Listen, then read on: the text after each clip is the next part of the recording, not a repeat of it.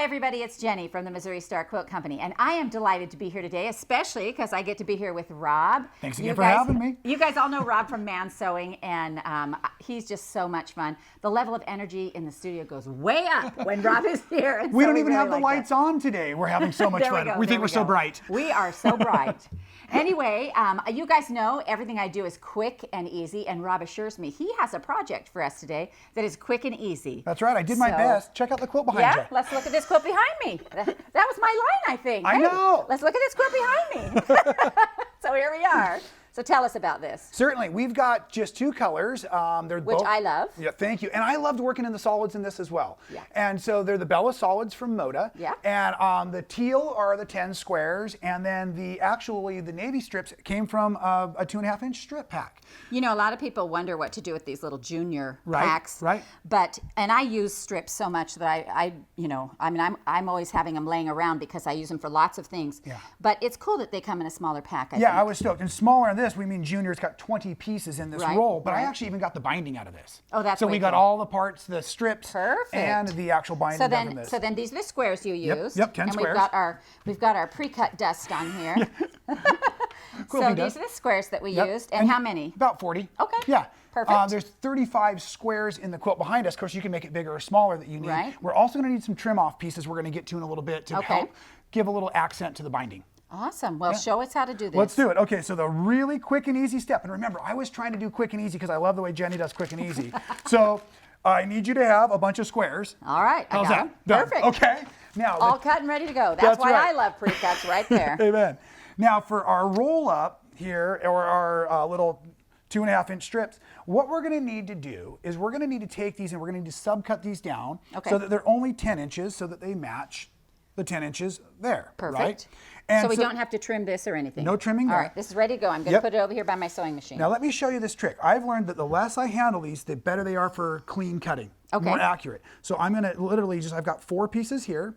And we need 10-inch strips. These should be at least 44 inches long. So I can take and lose a 1/2 inch here. Okay. So I'm going to just cut the folds out. All right. Right? So Perfect. we're just going to do that. Watch your fingers.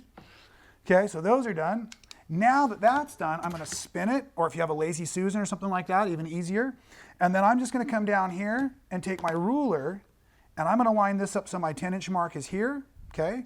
Down here. And then what I'm also looking at, just to make sure that it's as square as possible, is I'm also looking at this line here. Okay. So I've got square, square, and now I've got rectangles. It's so interesting because I would have never done it that way, but it works. It works. I've started to learn to use the math backwards on my ruler, and it can be really cool, but this is one of those things you're going to measure twice, cut once, because if I was on the wrong side of that line, we're making a different size quilt.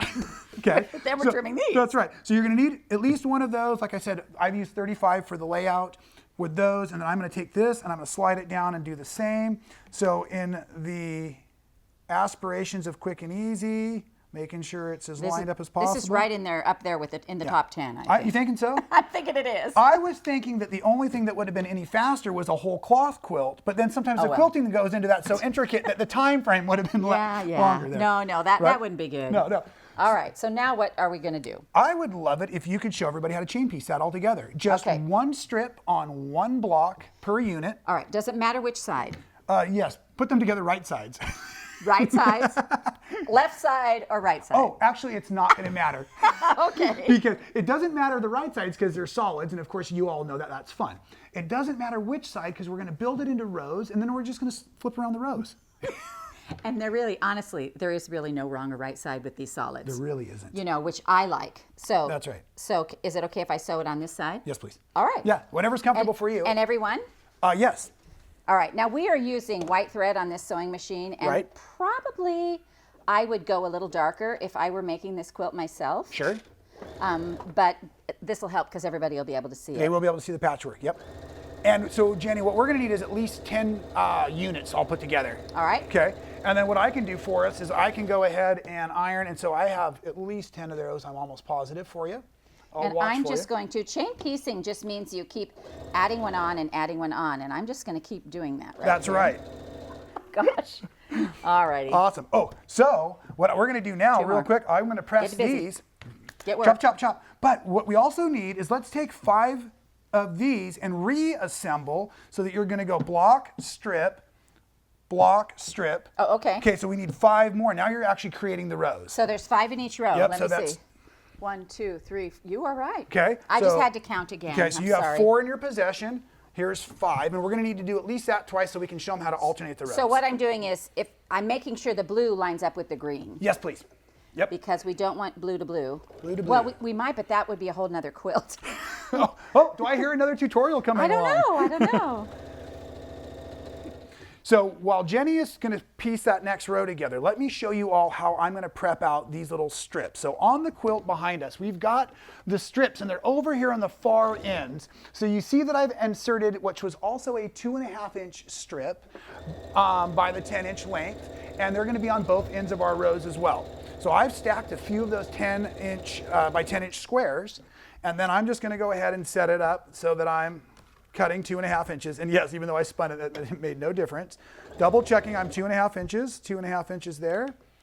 So then what I'm going to do is cut a couple of these, and you can just take a few of your squares and whittle them all the way down. Hey, Rob, how do you like that ruler? I love this ruler. I love that ruler too. Yeah, no, when they started playing with them, the sampling and stuff, they sent it to me as well. And at first I was like, so I always think the bigger the ruler, the better, because I can make big and small cuts with a big ruler, but it just fits right. I like to me, it fits my hand, Yeah, and I like that it fits the pre-cuts, which is what I do most of, Yes, you know. yes. And then also I love that it's not so full of stuff. You know, there's not so many lines and numbers and things on here that you're... It is legible. It's easy Very for my legible. eyes. Yes. It has to make sense for my Yes, eyes. exactly. I got enough going on in my brain to... I don't need to figure out a ruler, you know, where to put my eyes on that. That's right. But I'm glad you like it. I was pleased with it. I like the fact that we're doing all of this neat engineering of our own tools and stuff nowadays.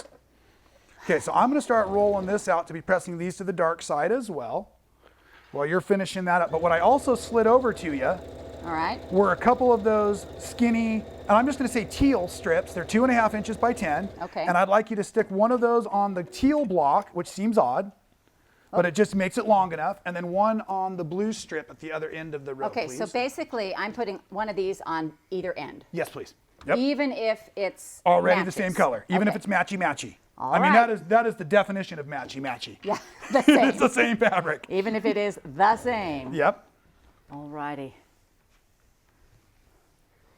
All right, so how many of these rows do we actually need to make? Let's count them. 1, 2, 3, 4, 5, 6, 7. So we've got 7. We've got, so 5 across, right? Correct. 7 by 35. Yep. And how big does this quilt end up? It's about 60 by 65 after Okay. it's all quilted and everything.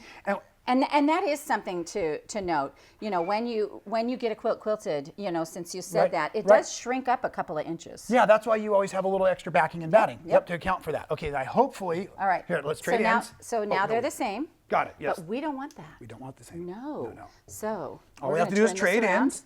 Just flip it over, Correct.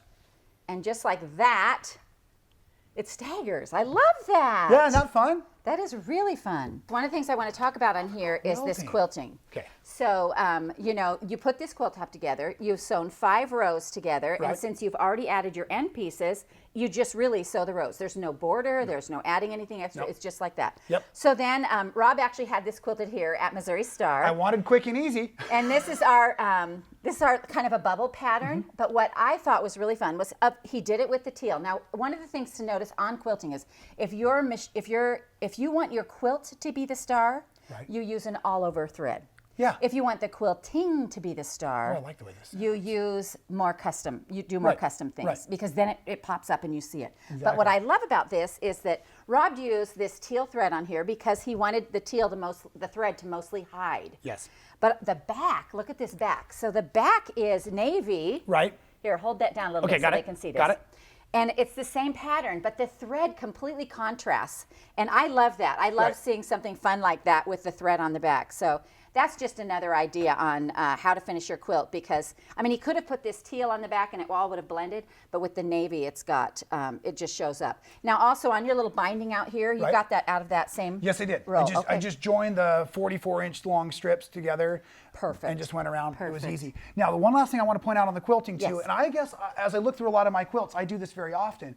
If I've got a very hard line, lots of straight lines, I like to use a curving softer I do the same motif thing. in my design or in the quilting. If it's square or blocky, I always want to kind of round it up a little Yeah. bit. Yeah, I do the same thing. Yeah, I it do just the kind of same thing. softens it up all. It does. Gosh, you know what? I think we're pretty good together. We are pretty good together. Awesome.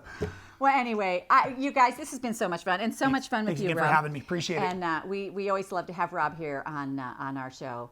So we hope that you enjoyed this tutorial on, what are we calling this? The block and strip quilt. The block and strip. We hope you enjoyed this tutorial on the block and strip quilt from the Missouri Star Quilt Company.